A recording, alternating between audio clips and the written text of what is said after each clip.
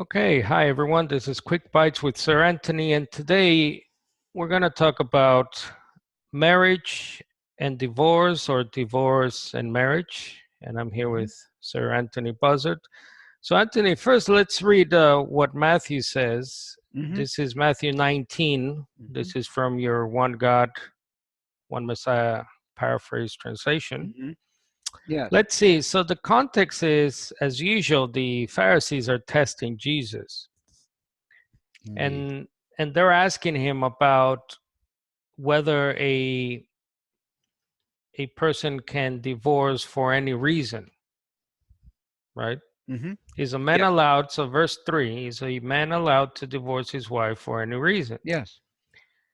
And then Jesus goes on to cite Genesis, which is interesting. Of course. And he says, well, it wasn't this way from the beginning, Yes. but because you people have hard hearts, stubborn hearts, Moses, he says, and then he points to Moses. Interestingly enough, he doesn't point to God allowed you, but he says Moses allowed you, which is the same deal because Moses was the agent of God.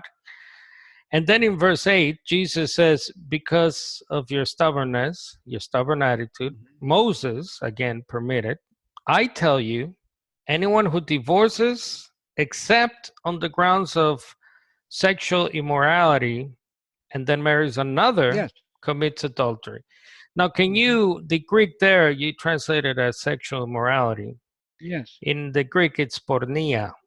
From we get the word pornography nowadays from porneia, P-O-R-N-E-A. Now, two things, if we can look at here, Anthony, can you define for us what porneia means exactly? You have sexual immorality here, which is very general. And then the matter of remarriage.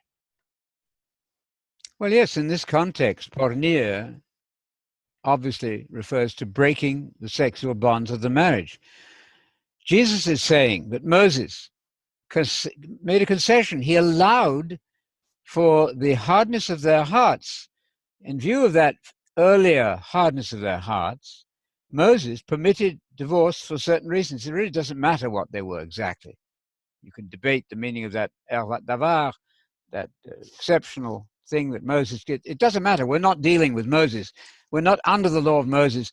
We are dealing with Messiah. And Messiah then goes back behind Moses to a higher standard.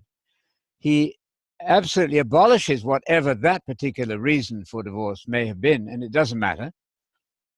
And he then sets his standard, which is the original one in Genesis. What God has joined, nobody is to pull apart. Then he says, there is one exception. So he allows for one exception. It's irrelevant what Moses allowed. That's out. That's gone. Now we are not to be hard-hearted in the Christian dispensation. And so only porneia, that would be continued breaking of the sexual bond, unforgiven. It can always be forgiven in a marriage, and that doesn't affect the marriage necessarily, of course.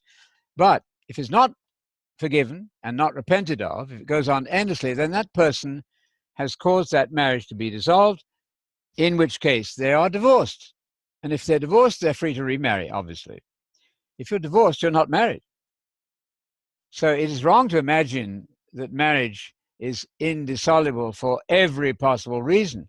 For that reason, the one given by Jesus, there's a right to divorce and remarriage, obviously. Not desirable, and the better way would be reconciliation, forgiveness, and all that.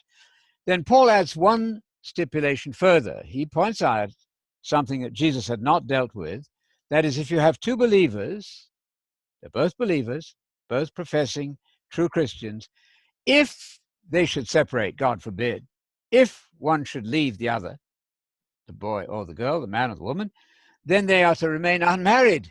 So, yes, Paul then adds a different reason and a second one that Jesus didn't deal with. That is, if you have two believers who are married, and should, heaven forbid, they separate for some reason, they are to remain unmarried. That means not married to somebody else.